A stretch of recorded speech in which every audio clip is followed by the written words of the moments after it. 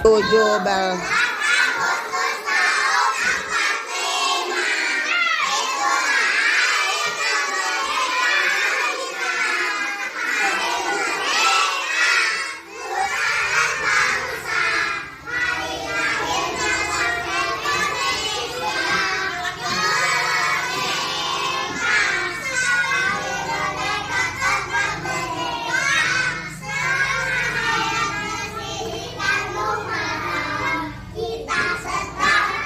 Setia tetap sedia mempertahankan Indonesia. Kita tetap setia, tetap sedia membela negara kita.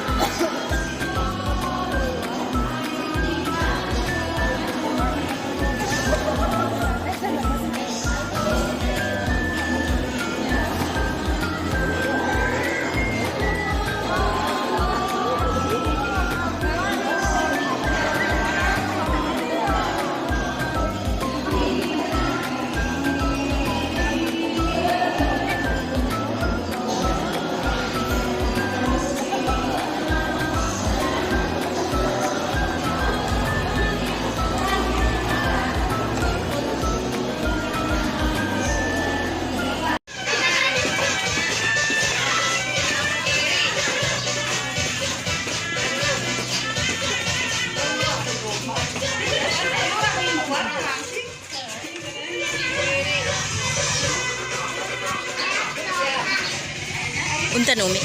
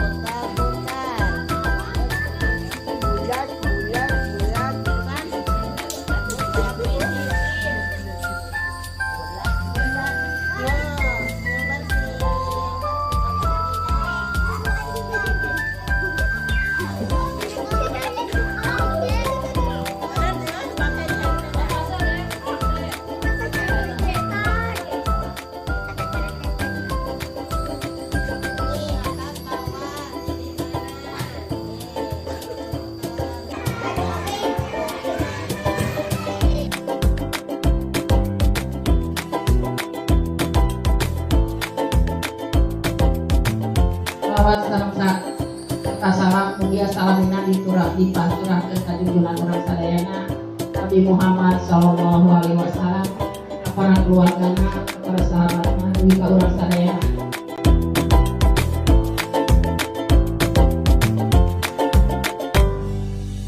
Diberikan oleh Ibu Imas Purwanti SPD MPD. Nah, pada hari ini hari Kamis tanggal 12 Januari 2023 dengan membaca basmalah kita buka. Bismillahirrahmanirrahim.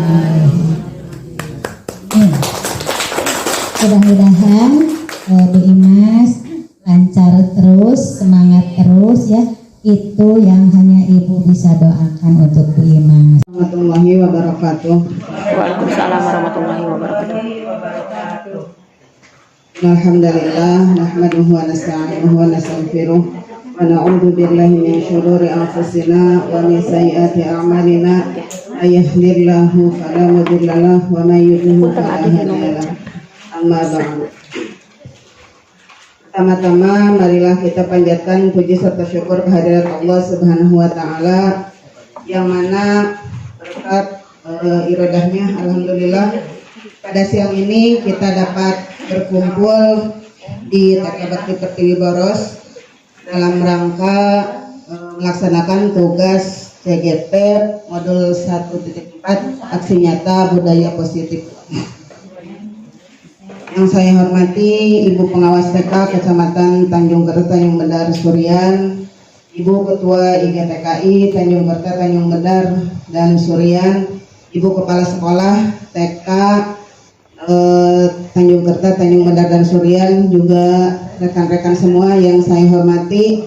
Terima kasih atas waktunya pada kesempatan ini bisa mengikuti kegiatan ini. Saya Imas Purwanti dari TK Bakti Pertiwi Boros, CGP Angkatan 7 dari Kabupaten Sumedang dengan pengajar praktik Ibu Yunisi SPD dan fasilitator Bapak Selamat Raharjo MPD. Yang pertama yaitu disiplin positif dan nilai-nilai kebijakan universal.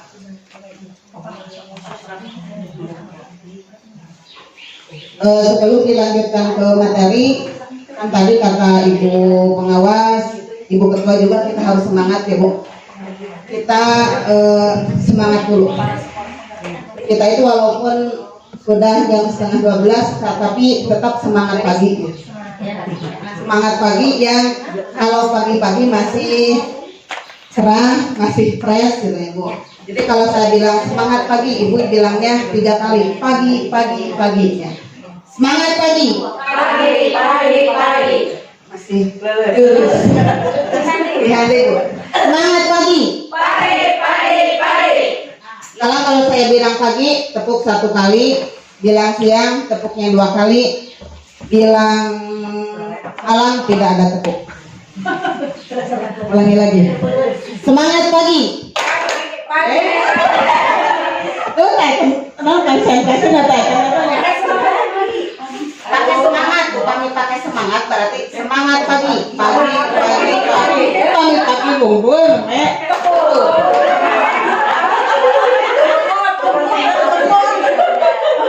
Semangat pagi. Semangat pagi. Pagi. Siang. Malam. Siang. Malam. Berarti masih belum konsentrasi ya. Ngopi opat misalnya. Baiklah, kita lanjutkan untuk materi yang pertama yaitu untuk perubahan paradigma teori kontrol. Teori kontrol intinya.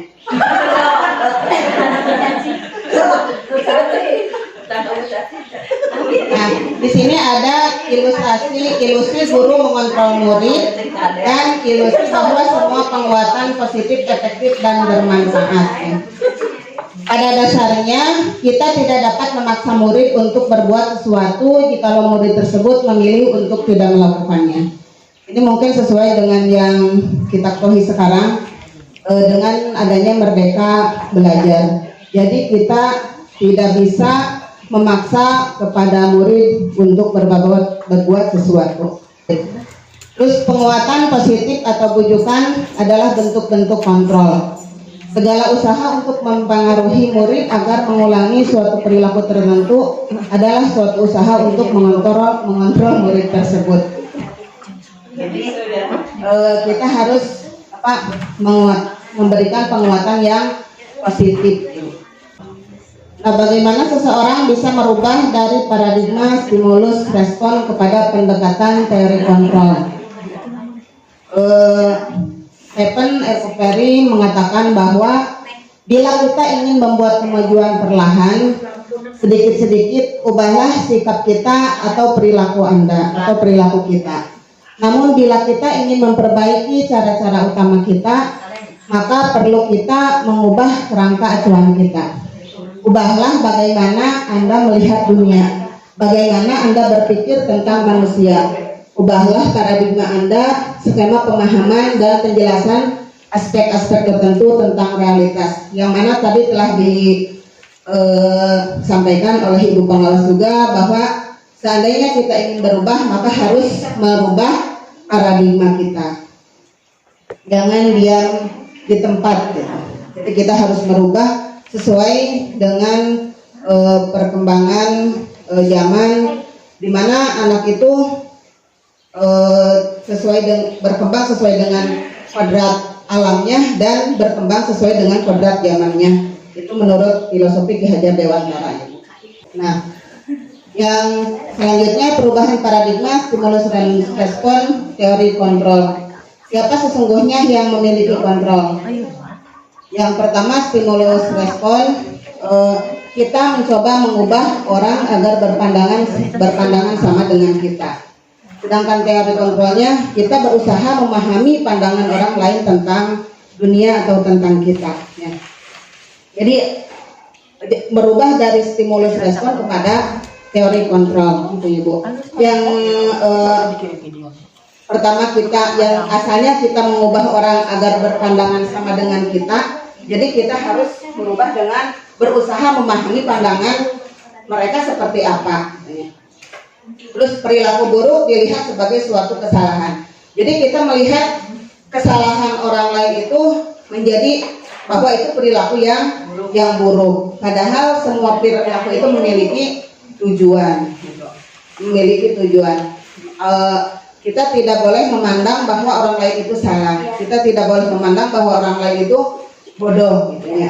Tapi berarti orang lain bertindak, berarti kita juga itu tindakannya tersebut memiliki tujuan. Jadi kita tidak boleh menjudge seseorang itu begini, tapi harus lebih diteliti lagi apa tujuan dari perilaku tersebut. Terus orang lain bisa mengontrol saya. Terus hanya Anda yang bisa mengontrol diri Anda. Orang lain bisa mengontrol saya, tapi kalau seperti itu berarti kita jangan terpaku kepada orang lain. Kita jangan terpaku kepada orang lain. Batu badai kaboros, batur mual. Batu badai giringan, batur mual. Jadi kita juga tetap harus memiliki prinsip tersendiri. Bagaimana untuk kemajuan kita tidak kami ingin mempunyai anak nanti menyiring kumaha batur gitu kan. Ulah tuturut munding gitu ya. Nah, munding mah tadi lancinya tadi munding terus kedaya. Terus yang selanjutnya saya bisa mengontrol orang lain. Menurut teori kontrol, Anda tidak bisa mengontrol orang lain. Karena kesalahan itu kan kadang kita bisa melihat kesalahan orang lain. Padahal di diri kita sendiri kita tidak mengetahuinya. Jadi kita hanya melihat orang lain itu dari kesalahannya saja. Apalagi apabila kita melihat seseorang kesel dengan hati orang teh gitunya, maka kan selamanya walaupun dia berbuat baik, selamanya akan kelihatannya salah, selamanya akan kelihatannya jelek gitu. Jadi tetap tidak diterima oleh kita. Karena itu nanti kita bisa mengontrol orang lain seperti itu. Model berpikir menang atau kalah. Untuk teori kontrol, model berpikir menang. Jadi seandainya kita yang harus menang, orang lain yang harus kalah. Berarti kita merubah paradigma, kita harus menang, orang lain juga harus menang. Seperti yang tadi dikatakan oleh Ibu Kepala, Ibu Ketua, Ibu Pengawas, kita semua harus semangat, harus bersama-sama. Jangan sampai kita yang harus menang, orang lain mah tidak ada apa-apanya. Kita tidak berpikiran seperti itu. Nah, ini disiplin positif, ada yang tadi telah diuraikan. Anda tidak bisa mengontrol orang lain, hanya Anda yang bisa mengontrol diri Anda. Maknanya belajar kontrol diri dengan menggali potensi kita agar tercapai tujuan mulia, yaitu sesuatu menjadi seseorang yang kita inginkan berdasarkan nilai-nilai yang kita hargai, yang akhirnya tujuannya seperti itu. Untuk teori motivasinya, kan tadi semua perilaku memiliki tujuan. Jadi teori motivasinya untuk menghindari hukuman, untuk mendapatkan imbalan, untuk menghargai diri sendiri, dan yang lainnya. Terus untuk posisi kontrolnya sebagai penghukum, pembuat rasa bersalah, teman pemantau dan manajer. Nanti ini ada yang selanjutnya yaitu makna dari disiplin. Menurut Diane Gosen dalam bukunya Planting School Disiplin pada tahun 2001 menyatakan bahwa arti kata disiplin berasal dari bahasa Latin disciplina yang artinya belajar. Maka sehingga motivasi yang terbangun adalah motivasi intrinsik bukan ekstrinsik. Jadi yang motivasinya itu dari dalam diri kita sendiri, membangun agar nanti sebagai pendidik kita bertujuan menciptakan anak-anak yang memiliki disiplin diri sehingga mereka bisa berperilaku dengan mengacu pada nilai-nilai kebajikan universal dan memiliki motivasi intrinsik bukan ekstrinsik. Sehingga anak didik kita itu dengan adanya disiplin, mereka memiliki semangat dari dalam dirinya bukan dari orang lain. Untuk selanjutnya yaitu nilai-nilai kebijakan universal yang mana telah kita ketahui ini pada profil pelajar Pancasila. Masih hafal tuh lagunya?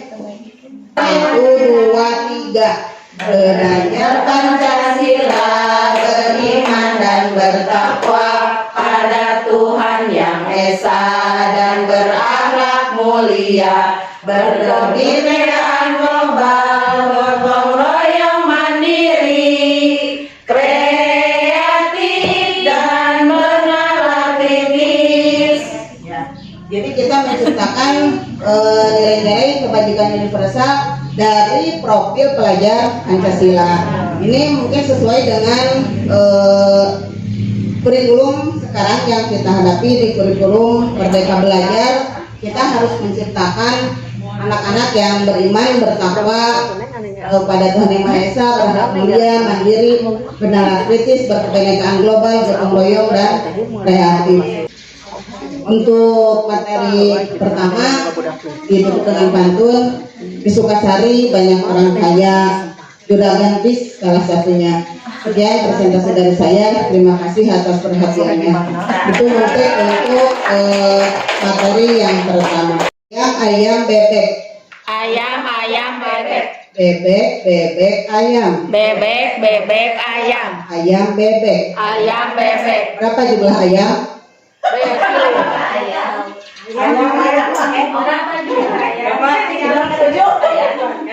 Ikuti kata-kata saya. Ayam bebek. Ayam bebek. Bebek ayam. Bebek ayam. Berapa jumlah ayam? Berapa jumlah ayam? Kan suruhannya ikuti apa kata saya, bukan suruh menghitung. Berapa jumlah ayam? Berapa jumlah ayam?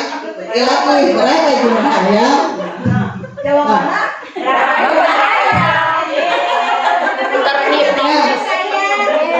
motivasi. Jadi ulangi, ikuti kata-kata saya. Ayam bebek, Ayam bebek. bebek ayam, Bebek ayam. ayam bebek, Ayam bebek. ayam. Ayam. Berapa jumlah bebek? Berapa jumlah bebek? Nah, kita konsentrasi.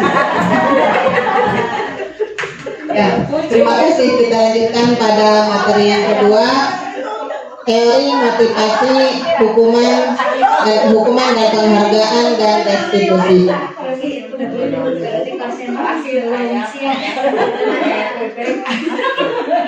Ada 3 perilaku manusia. Yang pertama, untuk menghindari ketidaknyamanan atau hukuman. Yang kedua, untuk mendapat imbalan atau penghargaan dari orang lain. Itu motivasi dari eksternal, Ibu. Untuk motivasi dari internal, untuk menjadi orang yang mereka inginkan dan menghargai diri sendiri dengan nilai yang mereka percaya. Nah, kira-kira menurut ibu-ibu motivasi mana yang paling baik buat anak? Nomor 1, nomor 2, nomor 3. Nomor 3, Ibu. Kita untuk hukuman, jadi motivasi eksternal melakukan sesuatu itu atau tidak melakukan sesuatu itu tuh karena takut, misalnya seandainya kesiangan nanti di pegang telinga sambil kaki diangkat. Nah, seandainya tidak ada itu, mereka tetap melaksanakan kesiangan. Terus untuk mendapat imbalan atau penghargaan dari orang lain. Sok upami ibu di pasihan, upami ibu sumping na enjing wae, jadi pasihan penghargaan ke ibu pengawas. Upami ibu sumpingna pangpayuna wae, nanti ada siwet di pasihan artos 100.000 sadinten. Jadi semangatnya itu karena ada imbalan, ningali imbalan nama, ya bukan lahir dari diri sendiri, bukan dari kesadaran, tapi karena ada sesuatu hal. Beda dengan yang ketiga, motivasinya dari internal, dari dalam diri sendiri. Dia bertujuan untuk menjadi orang yang mereka inginkan dan menghargai diri sendiri dengan nilai yang mereka percaya. Mau dapat hadiah, mau tidak, pada ayah hukuman, pada kita tetap untuk melaksanakan kewajibannya sesuai dengan aturan. Ini menurut Ki Hajar Dewantara, merdeka itu artinya tidak hanya terlepas dari perintah, akan tetapi juga cakap buat memerintah diri sendiri. Nah, berarti merdeka itu, nah kita sekarang merdeka belajar, berarti kita memerintahnya dari diri sendiri, semangat dari diri sendiri. Itu ayat memaksa, sesungguhnya tidak ada paksaan dari luar, tidak ada paksaan dari orang lain, mutlak dari keinginan sendiri. Ini sesuai dengan filosofi Ki Hajar Dewantara. Jadi kita harus memiliki jiwa seperti itu untuk memaknai makna merdeka. Terus ada peraturan pelanggaran sesuatu yang harus terjadi, hukuman, konsekuensi, dan restitusi. Apa itu restitusi? Barangkali ada yang pernah tahu apa itu restitusi? Apa Dewi? Proses menciptakan kondisi bagi hadir untuk memperbaiki kesalahan mereka sehingga mereka bisa kembali pada kelompok mereka dengan karakter yang lebih kuat. Introspeksi diri. Jadi restitusi itu proses menciptakan kondisi bagi murid untuk memperbaiki kesalahan mereka. Apakah sebelumnya ibu-ibu pernah mendengar kata restitusi atau baru sekarang? Baru sekarang ya Bu, saya juga pas ada kata restitusi pas masuk di calon guru penggerak. Jadi baru ada restitusi gitu. Restitusi itu proses menciptakan kondisi bagi murid untuk memperbaiki kesalahan mereka. Jadi kita memperbaiki kesalahan murid itu tidak secara langsung, hai mana salah, itu salah, tidak seperti itu, tapi ada prosesnya agar mereka itu mau berubah dari yang awalnya misalnya melanggar menjadi penurut atau menjadi nanti kita langkah-langkahnya seperti apa. Ada untuk langkah-langkah restitusi. Nah ini ada hukuman, konsekuensi, dan restitusi. Hukuman itu bersifat tidak terencana, tiba-tiba, terus bersifat satu arah dari guru dan modenya mode paksaan.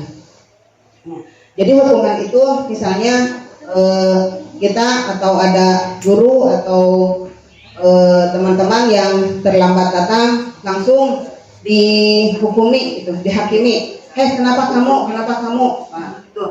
Terus kamu harus ini. Jadi bersifat tidak terencana, tiba-tiba. Pokoknya mah ada yang melanggar langsung kita kasih hukuman, gitu. Terus bersifat satu arah. Jadi tidak berdasarkan kesepakatan, tapi kita sebagai guru yang menciptakan, itu adalah hukuman. Terus paksaan, ya, paksaan, mereka dipaksa untuk mengikuti keinginan kita, untuk mengikuti aturan kita. Kalau konsekuensi, terencana dan disepakati. Nah, terencana dan disepakati dibuat oleh guru dan siswa, modelnya stimulus respon. Jadi kalau konsekuensi itu kita buat aturan bersama-sama harus bagaimana, nanti apabila mereka melanggar terhadap kesepakatan kita, konsekuensinya mau bagaimana, seperti itu. Kalau restitusi itu memperbaiki kesalahan dengan kolaboratif dan mode teori kontrol, itu untuk restitusi. Ini contoh hukuman, konsekuensi, dan restitusi. Contoh pada hukuman, peraturannya adalah kamu harus masuk tepat waktu. Ya. Terus kalau di konsekuensi, apa peraturannya? Jadi kan tadi sudah ada kesepakatan peraturannya seperti apa. Kalau di hukuman itu tidak ada kesepakatan dulu. Terus kalau di restitusi, apa yang bisa kamu lakukan untuk memperbaiki masalah ini? Kita seandainya anak berbuat kesalahan, kita ditanya bagaimana untuk bisa memperbaiki dari kesalahan tersebut, gitu ya. Jadi tidak langsung dihakimi anak itu. Nah ini ada tindakan guru, anak harus mencatat 100 kali di dalam buku dengan kalimat saya tidak akan terlambat lagi karena beliau terlambat ke sekolah. Jadi saya tidak akan terlambat lagi. Karena kalau hukuman itu guru menyuruh kepada anak, sok bikin di buku, catat saya tidak akan terlambat lagi. Pernah seperti itu, Bu? Tidak. Bang Agil ya. Terus lari mengelilingi lapangan voli 2 kali karena terlambat hadir di sekolah. Itu juga sebagai hukuman. Kita karena terlambat, anak-anak kita suruh lari. Terus menggantikan kertas tugas yang kemarin telah dicoret-coret itu mah konsekuensi, ya. Kita konsekuensi anak apabila berbuat seperti itu kepada temannya, misalnya mencoret-coret kertas temannya, maka anak itu harus bertanggung jawab untuk mengganti kertas yang telah dicoret-coretnya itu. Terus juga tadi untuk lari mengelilingi lapangan voli 2 kali karena terlambat 10 menit untuk pelajaran olahraga. Karena ini berarti sudah ada kesepakatan, karena telat 10 menit itu bukan dari hukuman, maksudnya ke konsekuensi karena sudah ada kesepakatan dari tadinya. Nah ada juga hukuman oleh penghargaan. Jadi hukuman itu tidak hanya kesalahan, tapi juga hukuman dengan penghargaan atau reward penyebutnya hukuman dengan penghargaan. Nah, misalnya saat siswa bisa membaca, kita hukum dia dengan penghargaan, dikasih bintang atau dikasih senyum gitu ya, kasih tepuk tangan gitu, seperti itu. Itu ada hukuman juga yang berupa penghargaan. Ini restitusi yang ciri-ciri restitusi itu untuk belajar dari kesalahan, bukan menebus kesalahan, tapi jadi pribadi yang lebih baik. Ya. Jadi kita juga memperbaiki hubungan. Kenapa kamu melakukan hal yang seperti ini? Gitu ya. seandainya anak berbuat kesalahan, kita tanya kenapa berbuat seperti ini, apa alasannya. Terus kalau besok-besok mau mengulanginya lagi tidak, gitu ya. Kan kalau anak dengan seperti itu mual pundung, gitu ya. Mual pundung beda dengan langsung disentak, langsung langsung kamu salah. Gitu. Kalau ditegur gitu, anak-anak malah bukannya mau berubah, tapi dia malah jadi benci sama kita kalau seperti itu. Restitusi itu cara yang paling baik untuk menyelesaikan masalah. Fokus pada karakter bukan tindakan, menguatkan karakter setelah belajar dari kesalahan, fokus pada solusi bukan benar atau salah, mengembalikan murid yang berbuat salah pada kelompoknya. Jadi kita mencari solusi agar anak itu bisa kembali bergabung dengan kelompoknya. Jadi mereka itu tidak merasa minder. Setelah mereka berbuat kesalahan, mereka mau bergabung kembali dan tidak merasakan bahwa dia itu telah berbuat salah dan dikucilkan oleh teman-temannya. Itu mungkin untuk materi yang kedua. Barangkali ada yang mau ditanyakan. Kita lanjut materi yang ketiga. Pantun dulu ya. Pantunnya Jalan-jalan sama bijua. Cakep. Pulangnya membeli durian. Cakep. Untung beli Tangan duit. buat kita semua.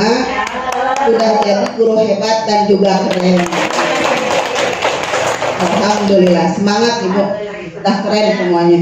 Yang ketiga yaitu tentang keyakinan kelas. Apa itu keyakinan kelas? Pengertiannya apa? Perbedaan keyakinan kelas dan peraturan kelas. Juga cara membuat keyakinan kelas. Nyepek we bikin motorna orang umum beli duren. Apakah di forum ini ibu-ibu telah mengetahui atau mendengar mengenai apa itu keyakinan kelas? Sudah Bu? Belum? Sudah belum? Kami atas mau diteraskan.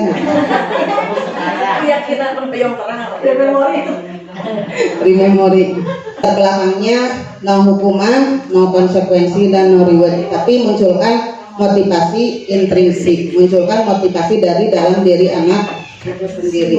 Keyakinan kelas merupakan bagian dari budaya positif. Sebagai langkah awal untuk penerapan budaya positif bisa dimulai dengan membuat kesepakatan kelas atau keyakinan kelas. Dalam pelaksanaannya, kesepakatan kelas atau keyakinan kelas harus melibatkan peserta didik. Kita juga ya Bu, di TK juga bisa melibatkan anak-anak. Karena kalau anak-anak sekarang kan tos palinter, imajinasinya tos bernalar kritis gitu ya. Atau keyakinan menurut dosen yaitu akan lebih memotivasi seseorang dari dalam atau memotivasi secara intrinsik. Seseorang akan lebih tergerak dan bersemangat untuk menjalankan keyakinannya daripada hanya sekedar mengikuti serangkaian peraturan. Dengan keyakinan kelas tersebut, anak-anak akan lebih semangat karena itu bukan aturan dari kita, tapi berdasarkan hasil kesepakatan bersama. Jadi mereka akan semangat untuk melaksanakannya. Sehingga pengertian dari keyakinan kelas tersebut adalah keyakinan bersama yang berisi nilai-nilai kebijakan, kemudian dengan sadar dan tanpa paksaan disepakati oleh seluruh anggota kelas, siswa dan guru. Nah, kalau keyakinan kelas itu tidak hanya untuk murid, tapi juga untuk kita sebagai guru. Nah, sebagai guru membuat keyakinan kelas.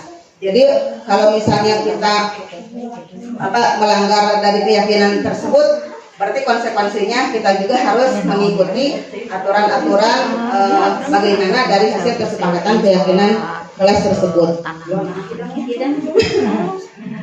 Mengapa tidak peraturan saja?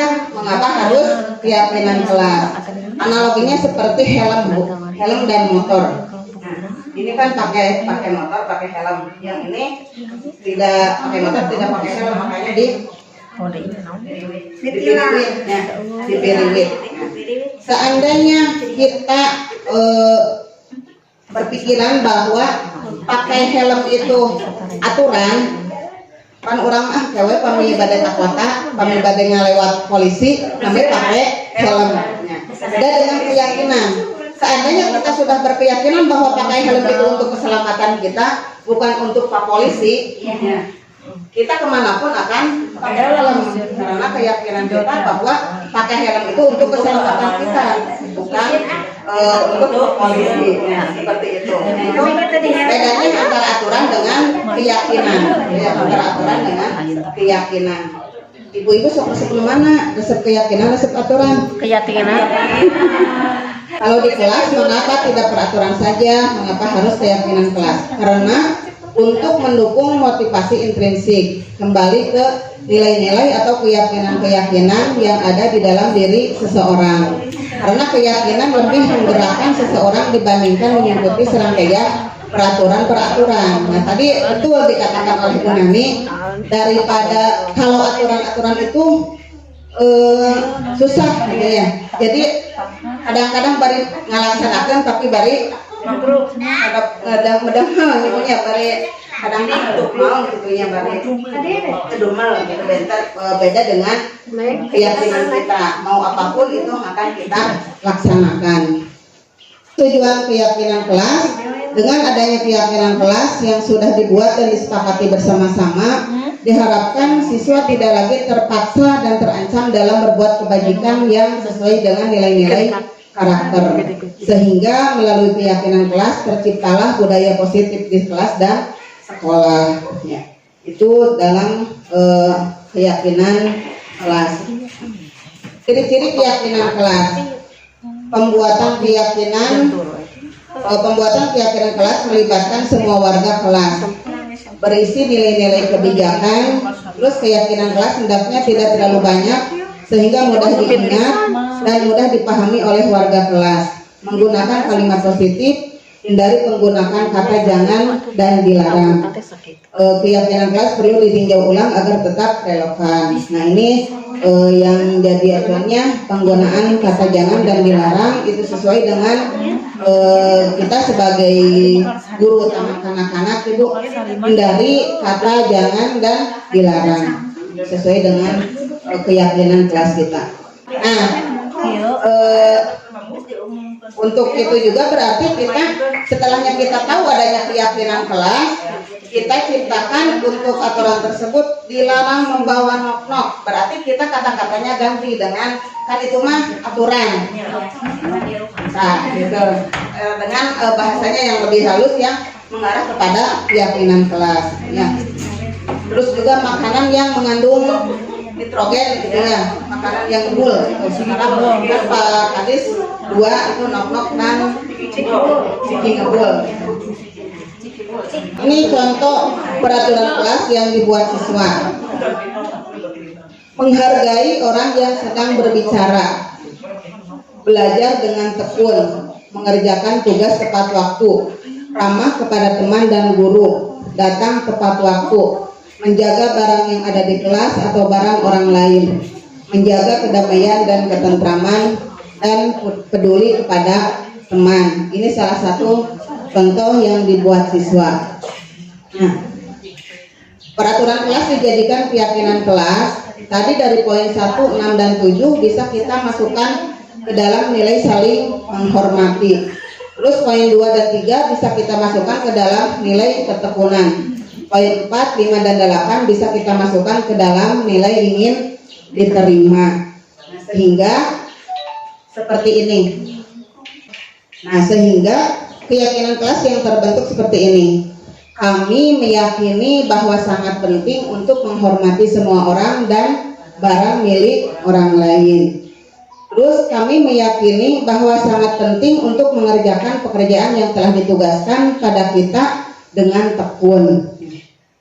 Kami meyakini sangat penting untuk merasa diterima dan saling peduli dengan orang lain. Nah, ini kita bisa membuat keyakinan kelas tersebut hasil dari murid dan guru. Kita bikin keyakinan kelas untuk dilaksanakan bersama-sama. Ya. Nanti kita bisa ditempel, pakai bunga, pakai gambar apa agar anak-anak ini teh hasil dari rancangan kita, ini teh aturan masukan-masukan dari kita, berarti kita harus melaksanakannya. Mereka melaksanakan dengan tanpa ada paksaan karena itu buatan dari mereka sendiri bersama kita. Cakap lagi ya. Akhiri dengan pantun lagi. Burung gagak dikejar buaya, ia pun menghindar untuk membalas. Ayo bergerak mencipta budaya, dimulai dengan keyakinan kelas. Mau sekarang membuat keyakinan kelas, Bu? Insya Allah. Siap ya, kita merubah paradigma kita dari peraturan kelas menjadi keyakinan kelas, sehingga dengan keyakinan tersebut anak-anak bisa melaksanakan apa yang menjadi keyakinannya yang tumbuh dari semangat dari dalam dirinya sendiri. Itu materi yang ketiga. Boleh berdiri dulu biar tidak kesel. Speaking dulu. Lagi mogok. Terus ini sama ini berhadapan. Bu Nani nyebut bukan sama Teh Yeti. Nani gitu ya. Satu, dua.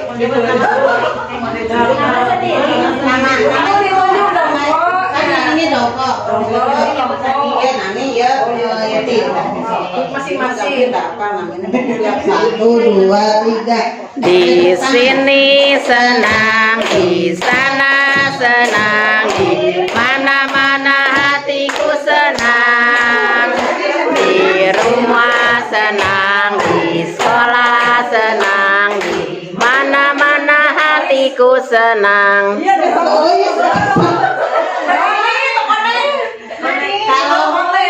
iya nyebutnya nggak dia? Iya.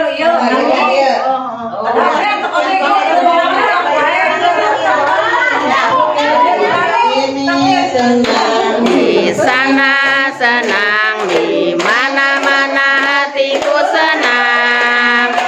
Di rumah senang, di sekolah senang, di mana-mana hatiku senang. La la la la la la la la la la la la la la la la la.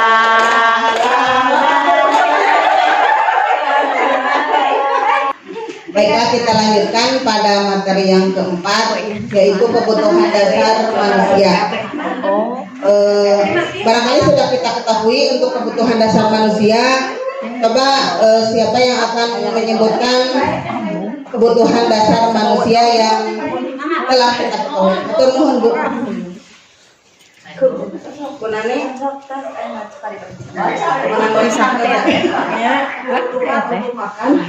Terus kebutuhan kasih sayang, terus kebutuhan perhatian,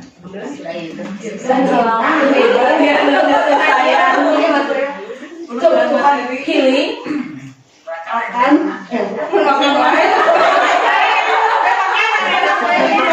kebutuhan untuk bersosialisasi. Ya, siapa lagi? Kesenangan puasa. Kebutuhan awet, kebutuhan Biaya hidup. kebebasan. Betul. Uang.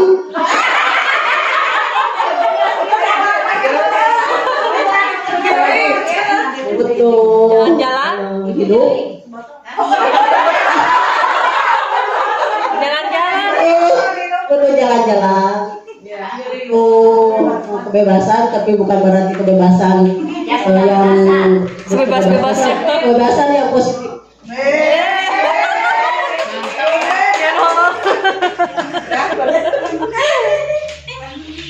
Ya tadi kebutuhan, kalau saya sebelum mengenal ini, dulu itu kita kan pernah belajar bahwa kebutuhan manusia itu ada kebutuhan primer, sekunder, dan tersier.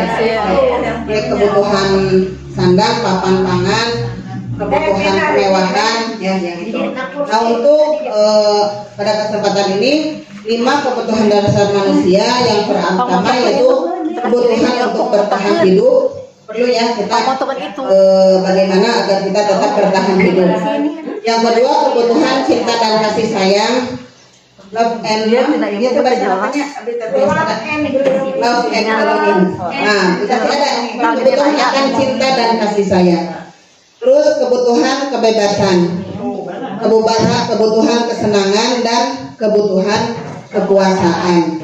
Itu 5 dasar Cinta dan kasih sayang dari Yang paling spesial dari penciptanya. Nah ini kebutuhan dasar manusia ini menurut Dr. William Glasser, seorang psikiater dari Amerika Serikat, menyatakan bahwa seluruh tindakan manusia memiliki tujuan tertentu, yaitu memenuhi kebutuhan dasarnya.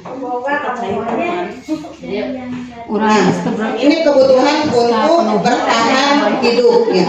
Kebutuhan untuk bertahan hidup itu seperti apa? Yang bersifat fisiologis untuk bertahan hidup, misalnya kesehatan, tadi sudah dikatakan, rumah, makanan, makanan, kesehatan, dan rumah itu merupakan kebutuhan untuk bertahan hidup. Sandang, papan, pangan itu merupakan kebutuhan untuk bertahan hidup kita. Yang kedua, kebutuhan cinta dan kasih sayang. Ibu-ibu butuh cinta dan kasih sayang dari siapa? Terus overload dari semuanya ya. Cinta dan kasih sayang, kebutuhan untuk diterima ini merupakan kebutuhan psikologis ya. Kebutuhan psikologis di mana kebutuhan untuk mencintai dan memiliki meliputi kebutuhan akan hubungan dan koneksi sosial, hubungan antara sesama makhluk hidupnya, sesama kita. Kebutuhan ini juga meliputi keinginan untuk tetap terhubung dengan orang lain, ya, seperti teman, keluarga, pasangan hidup, teman kerja, binatang peliharaan, dan kelompok di mana kita tergabung. Jadi di sini kita di lingkungan kita tetap kita membutuhkan kasih sayang dan cinta dari semuanya. Kan coba kita misalnya kita bayangkan seandainya kita di sekolah ada kita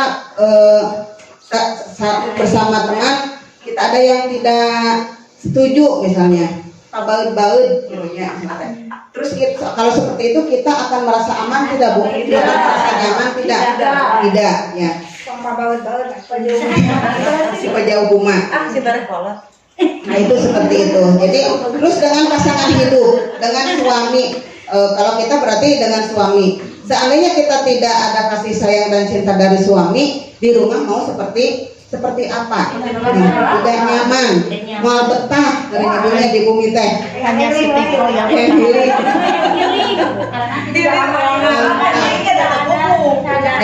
ai healing mah panginten da eta mah seandainya berangkatna dari kenyamanan dari rumah mah gitu ya, tidak apa-apa gitu.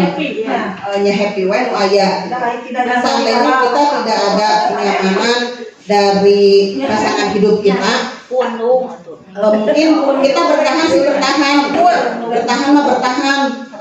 bersama suami kita bertahan, tapi mungkin hati kita tidak terasa nyaman. Asa nama asa caket aya ya teh, tapi hati di mana gitunya orang teh. Nah gitu, dekat tapi jauh gitunya seandainya kita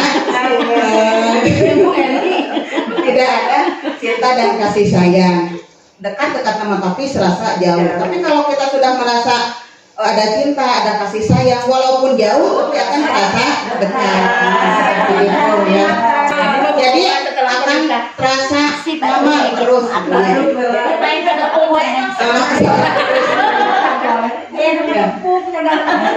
Terus dengan teman, keluarga, dengan keluarga juga kita sama ya. Apabila kita satu keluarga dengan adik, dengan kakak, dengan bibi, paman, seandainya ada konflik di dalam keluarga, maka walaupun kita misalnya berkumpul bersama keluarga, tapi tetap hati kita tidak nyaman, hati kita tidak di sana. Kita ada kumpulan keluarga, tapi kita tidak nyaman dengan suasana hati kita. Tetap walaupun kita ada di sana, tapi hatinya mah entah di mana. Jadi kita kebutuhan cinta dan kasih sayang. Bahaya. Mata jauh di hati. Terus kebutuhan kebebasan. Yang untuk kebebasan itu kita bebas untuk menentukan pilihan kita. Ya. Kita untuk memiliki pilihan dan mampu mengendalikan arah hidup seseorang. Terus juga anak-anak dengan kebutuhan kebebasan yang tinggi menginginkan pilihan. Mereka perlu banyak bergerak, suka mencoba-coba, tidak terlalu terpengaruh orang lain dan senang mencoba hal yang baru dan menarik. Ini berlaku mungkin untuk anak-anak kita, anak didik kita untuk butuh untuk kebebasan. Jadi mereka tidak butuh untuk dikekang oleh kita. Harus begini, harus begitu. Tapi saudara mereka kasih kebebasan sesuai dengan minat dan bakat yang mereka miliki, juga sebagai sesuai dengan karakteristik mereka. Mudah-mudahan ini khusus juga untuk diri saya sendiri dan bermanfaat juga untuk rekan-rekan semuanya. Setelahnya kita mempelajari IKM ke kurikulum Merdeka dan juga sekarang di CGP juga materinya seperti ini, kita bisa memberikan kebebasan kepada anak-anak didik kita. Itu kadang-kadang yang susah dilaksanakannya untuk memberikan kebebasan tersebut. Nah, karena kan katanya kalau misalnya anak dikasih kebebasan berarti daya pikirnya, daya nalarnya juga berkembang dengan baik, ya, dengan baik. Mereka tidak, kalau misalnya ini jangan, itu tidak boleh. Nanti seolah-olah kita memutus atau membunuh karakter mereka, membunuh keinginan mereka. Ya. Jadi kata guru juga ini tidak boleh, kata mama juga ini tidak boleh. Yang akhirnya anak diam, kumaha mama we tungtung nate kitunya. Jadi mereka yang akhirnya di masa depan mereka tidak punya jiwa mandiri. Jadi segalanya tergantung kepada orang tuanya. Karena mungkin didikan dasarnya mereka tidak diberikan kebebasan. Tapi mungkin ini diberikan kebebasan juga, kita tetap harus ada batasan-batasannya. Kita memberikan kebebasan seperti apa? Kalau misalnya sudah di luar batasan, kita juga harus tetap mengendalikan. Hanya kita cari cara bagaimana cara yang baik untuk mengendalikan kebebasan tersebut. Yang selanjutnya yaitu kebutuhan kesenangan. Ya.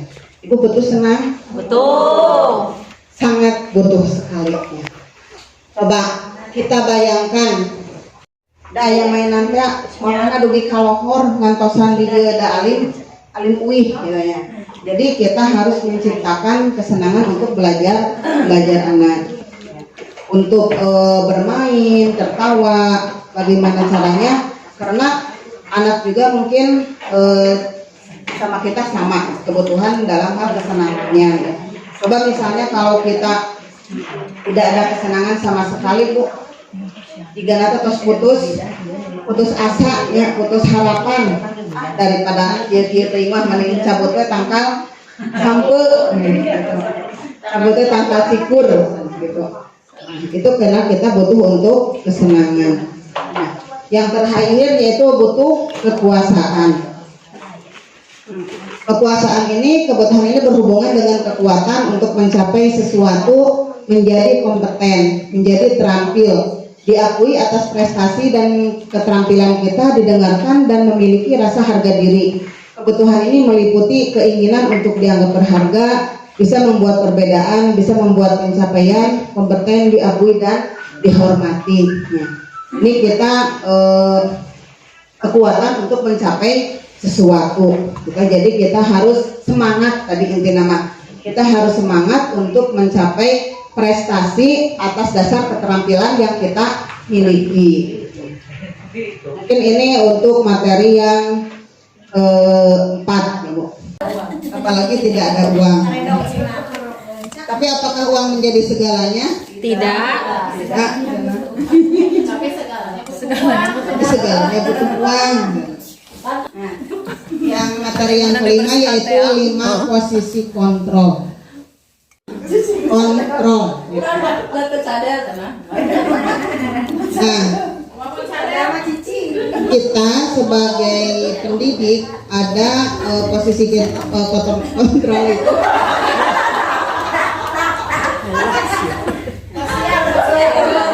Yang pertama sebagai penghukum. Yang kedua membuat merasa bersalah. Yang ketiga sebagai teman.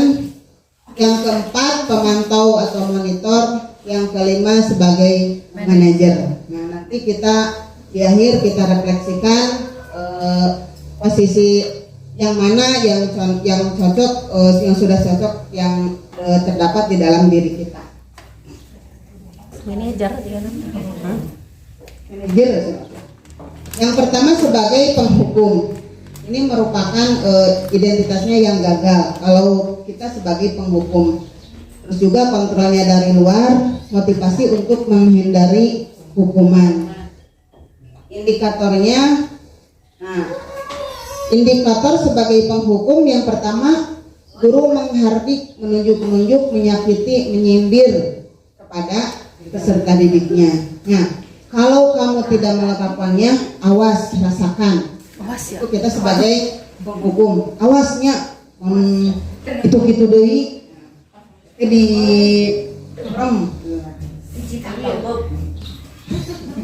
bagus itu. Terus murid meletakkan guru di luar dunia berkualitas. Karena kita sebagai posisinya sebagai penghukum, maka kita itu akan diletakkannya di luar dunia berkualitas. Berarti akan, walaupun misalnya kita pendidik di TK ya, tapi anak-anak juga akan bisa menilai kepada kita itu seperti apa. Maka yang terjadi pada anak akan mengulangi kesalahannya apabila dihukum oleh kita. Bukannya jerah, malah dedeyeun, jantan penasaran, ada yang ngulang dewe, ameh dihukum deui gitu. Terus biarkan saja, nanti juga marah-marah lagi gitu. Seandainya kita marah-marah kepada anak, terus pas jadi anak itu tidak menanggapi, malah mereka akan bilang seperti itu. Kapok, mulai kege paling ge ngamak deui gitu nya. Paling ge ngamak deui seperti itu. Terus memberontak, menyalahkan orang lain, berbohong. Maka karena mereka dihukum, mereka akan memberontak. Bukannya ada sikap kesadaran, malah akan menjadi pemberontak. Itu yang pertama. Yang kedua, membuat merasa bersalah. Ini juga masih gagal, sama seperti yang tadi ya Bu. Dan indikatornya, kalau kita sebagai pembuat rasa bersalah itu berceramah dan mengatakan seharusnya kamu itu seperti ini ya. Seharusnya kamu ini begini, seharusnya kamu ini begini. Terus ibu kecewa sekali karena kamu berbuat seperti ini gitu ya. Kamu seharusnya, kamu sudah tahu, ibu lelah sekali mengatakannya. Jadi panginten bakatku sering mengatakan seperti itu. Bakatku sering anak melakukan kesalahan, maka yang guru katakan kamu terlalu sering melaksanakannya. Terus murid meletakkan guru di dalam dunia berkualitas. Nah ini juga seandainya kita cari kesalahan, membuat merasa bersalah, maka kita juga akan seperti itu. Nah, maka anak akan bersikap merasa rendah diri, ya, merasa rendah diri karena dikatakan oleh gurunya seperti itu. Terus paling mereka akan berkata maafkan saya, ya, maafkan saya. Terus juga maka akan menyembunyikan dan menyangkal juga mereka akan berbohong. Itu pembuat merasa bersalah. Yang ketiga sebagai teman. Sebagai teman, identitasnya kita berhasil, kontrol dari luar, motivasi untuk mendapatkan imbalan atau hadiah, dan ketergantungan kepada orang lain. Indikatornya, guru membuatkan alasan-alasan untuk muridnya. Ayo lakukan demi ibu, katanya. Masa kamu tidak mau? Ya. Ingat, tidak ibu pernah bantu. Jadi mereka itu harus melakukan untuk kita, demi kita. Ya.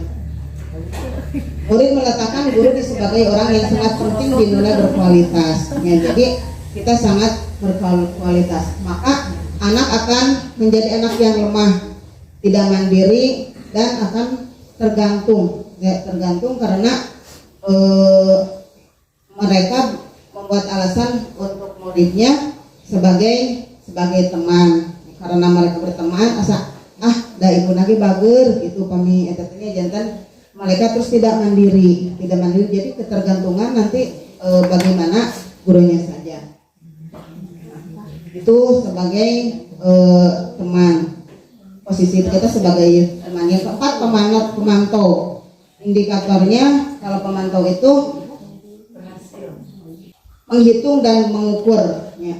Guru itu menghitung dan mengukur kepada murid-muridnya. Apa peraturannya. Maka anak akan menitikberatkan pada sanksi atau hadiah untuk berperilaku. Berapa banyak bintang yang saya harus peroleh, berapa halaman yang harus saya tulis. Jadi mereka menitikberatkan kepada sanksi atau hadiah. Apa yang akan saya dapatkan gitu. Kalau kita sebagai posisinya sebagai pemantau.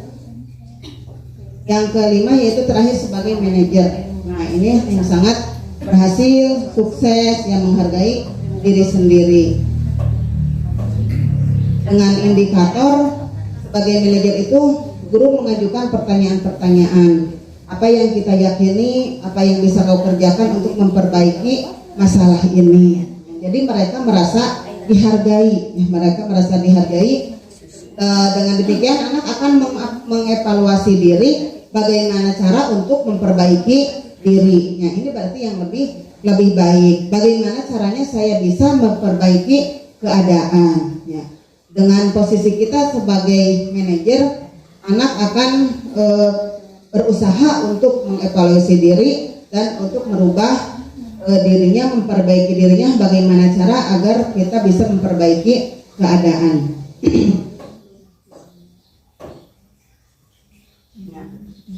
Dari yang 5 tadi sebagai penghukum, membuat orang merasa bersalah, teman, pemantau, dan manajer, kira-kira diri kita itu sebagai di posisi yang mana? Sudah sampai di posisi yang mana? Teman. Teman, tapi ya Bu, dari sisi positifnya, seandainya kita berposisi sebagai teman, jadi anak itu dikala sudah keluar, jadi ingat terus ada ibu teh bager gitunya. Jadi guru SD Manggarak. Jadi kita manajer ya. Yang paling baik itu kita sebagai manajer. Jadi anak itu bisa memperbaiki kesalahan-kesalahannya dengan kesadaran mereka sendiri. Tapi juga mungkin dengan sebagai teman juga, tapi tidak terlalu jadi anak teogoan gitu ya, karena jadi ketergantungan kepada kita, terlalu dekat gitu, tidak terlalu dekat tapi juga dekat tapi dengan ada batasannya, dan juga ada arahan-arahan dari kita harus seperti apa dan bagaimana.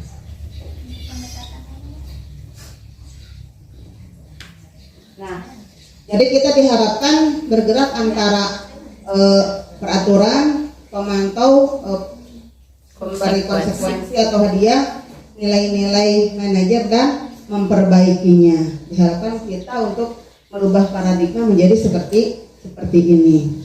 Itu 5 posisi kontrol.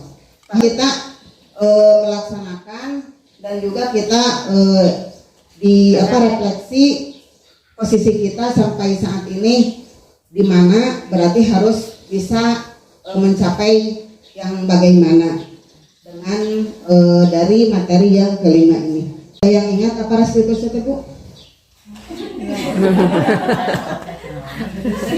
Proses Perbaikan. Proses menciptakan kondisi untuk proses menciptakan kondisi bagi murid untuk memperbaiki kesalahan mereka. kembali lagi ke lingkungannya. ya pokoknya nama proses untuk memperbaiki kesalahan itu namanya. Nah, di ada segitiga restitusi ini yang pertama ada menstabilkan identitas, menanyakan keyakinan, dan validasi kebutuhan. Nah, ini tadi 3 langkah untuk restitusi. Jadi kita dalam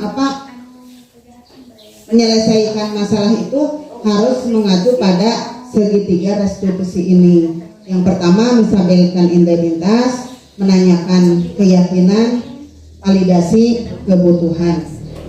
Yang pertama menstabilkan identitas. Ini bertujuan untuk membuat anak yang merasa gagal karena berbuat salah menjadi positif terhadap dirinya. Ya.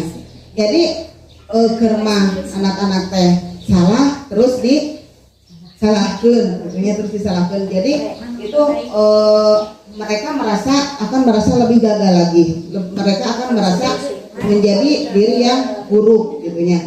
Tidak ada positif terhadap dirinya. Akhirnya mereka akan merasa terkucil dari teman-temannya karena mereka merasa disalahkan, karena mereka merasa terus-terusan berbuat salah. Makanya kita harus menstabilkan identitas dulu. Nah, dalam menstabilkan identitas, perkataan guru ini seperti ini contohnya. Berbuat salah itu hal yang manusiawi. Terus tidak ada manusia yang bersempurna. Tidak hanya kamu yang melaksanakannya, tidak hanya kamu yang melakukannya. Orang lain juga ada yang pernah membuat kesalahan seperti ini. Nah, kita pasti bisa untuk menyelesaikannya. Nah, seperti apa? Bapak Ibu tidak tertarik untuk mencari tahu siapa yang benar, siapa yang salah. Ya, misalnya siapa yang benar, siapa yang salah. Kita tidak boleh menyalahkan seseorang, tapi kita cari cara penyelesaiannya. Kalau kamu menyalahkan dirimu sendiri terus-menerus, apakah kamu bersikap baik pada dirimu sendiri? Nah, seandainya anak itu berbuat salah terus dia juga menyalahkan pada dirinya sendiri terus-menerus, maka tidak akan terjadi perubahan pada anak tersebut. Selamanya mereka akan merasa salah, merasa bersalah, merasa jelek gitu, kalau tidak distabilkan. Nah, yang kedua, kita harus validasi kebutuhannya. Kebutuhan bertujuan untuk membantu siswa mengenali basic kebutuhan yang ingin dipenuhinya ketika melakukan kesalahan itu. Nah, kita harus mencari tahu kenapa dia itu melakukan kesalahan tersebut, apa alasannya. Kita cari tahu karena yang pada dasarnya setiap tindakan manusia memenuhi kebutuhan dasar yang 5 tadi, yang kebutuhan kesenangan, kebutuhan hidup, ya, terus kasih sayang, ya, yang seperti itu. Mungkin apakah mereka juga melakukan kesalahannya itu karena cari perhatian dari kita, ya. Kita tadi antepkeun wae bagaimana caranya agar kita mendapat perhatian dari guru. Coba kita aja bikinnya kesalahan, ya. Barangkali seperti itu. Jadi anak berbuat salah itu barangkali kita mencari perhatian dari kita.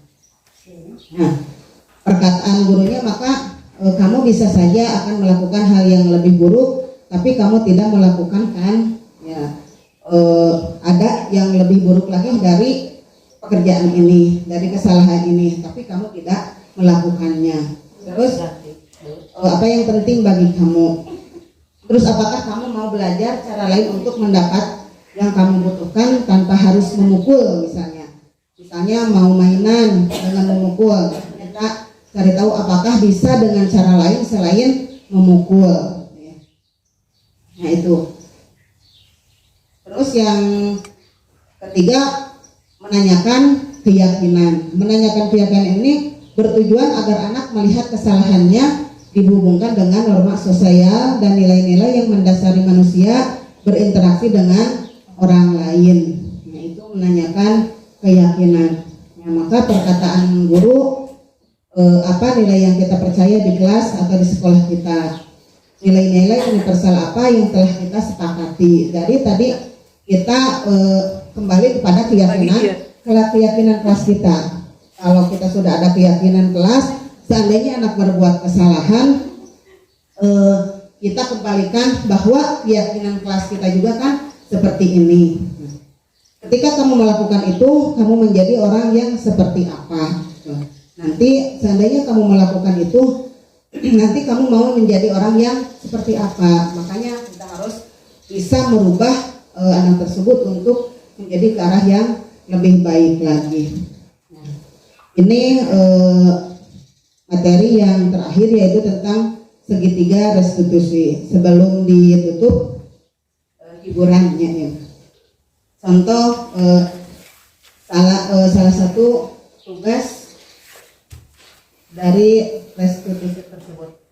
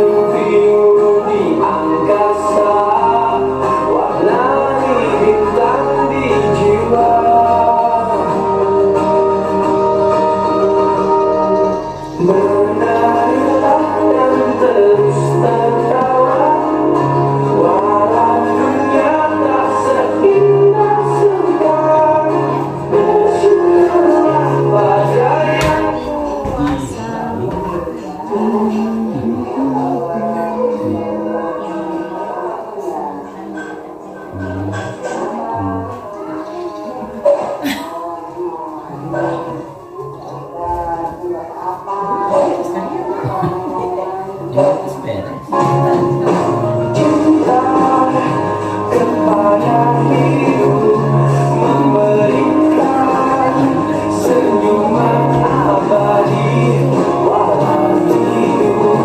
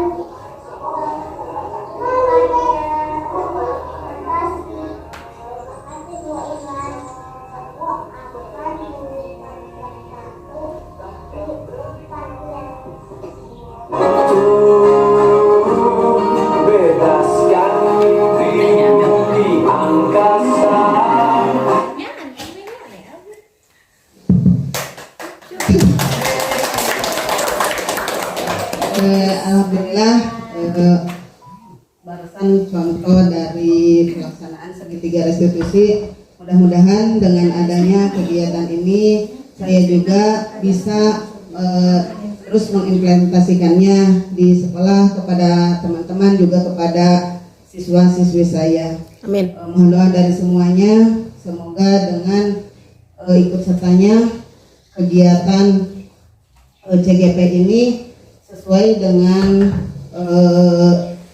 jargon dari guru penggerak, yaitu menjadi guru yang tergerak, bergerak, dan menggerakkan. Amin. Kita semua harus tergerak, bergerak, dan bisa menggerakkan. Itu merupakan salah satu jargon dari guru penggerak. Terima kasih kepada semuanya. Mohon maaf atas segala kekurangan-kekurangannya. Mudah-mudahan menjadi ilmu khususnya bagi saya sendiri, umumnya bagi semuanya. Mudah-mudahan juga jadi amal jariah bagi ibu-ibu semuanya. Amin. Terima kasih atas dukungan dan segalanya. Mudah-mudahan saya bisa melaksanakan, diberi kesehatan, kekuatan sampai akhir tugas calon guru penggerak ini. Amin. Marilah kita tutup dengan ucapan hamdalah. Alhamdulillahirabbil alamin. Dari 6 materi tersebut telah terselesaikan, telah tersampaikan. Mohon maaf atas segala kekurangannya. Wallahul muwaffiq ila aqwamit thoriq. Wassalamualaikum warahmatullahi wabarakatuh.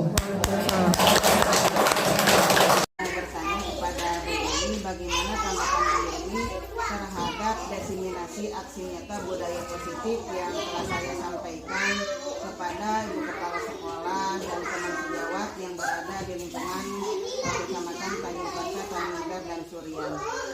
Tanggapan saya terhadap diseminasi aksi nyata positif yang disampaikan oleh Bu Imas kepada seluruh kepala sekolah dan rekan sejawat yang ada di lingkungan Tanjung Panca, Tanjung Medar, dan Surian sudah terlihat lebih baik dari sebelumnya. Terlihat dari cara penyampaian materi, media yang digunakan, dan terlebih lagi ada SDG-nya sehingga membuat kami tidak jenuh. Harapannya mudah-mudahan Ibu Imas tambah sukses